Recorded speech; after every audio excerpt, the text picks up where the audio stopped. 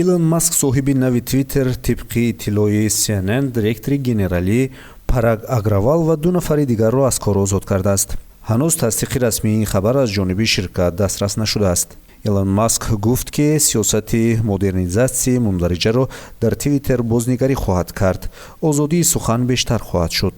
ҳамзамон соҳибкор қаблан итминон дода буд ки Twitter сензура нахоҳад шуд, балки як платформаи дӯстона хоҳад буд ки дар он ҳама чизи заруриро пайдо карда метавонанд. яке аз аввалинҳо ки Максро бо харидани Twitter табрик кард, президенти пешинаи Иёлоти Муттаҳидаи Амрико Доналд Трамп буд. соҳибкор дар моҳи апрел хоҳиши ба даст овардани Twitterро ба маблағи $44 миллиард эълон кард. ҷонибҳо ба созиш расиданд, аммо ба далели теъдоди ҳисобҳои қалбақӣ ва спам мувофиқи хабарҳо муҳлати харид тӯл кашид. тобистон Маск эълон кард ки тасмимаш дар бораи харидани ин ширкатро дигар кардааст ва қайд намуд ки роҳбарияти он ба ӯ маълумоти заруриро пешниҳод накардааст. Twitter Маскро ба додгоҳ кашид. моҳи октябр соҳибкор пешниҳод кард ки бо ҳамон шартҳои пешин ширкатро ба ӯ бифурӯшанд.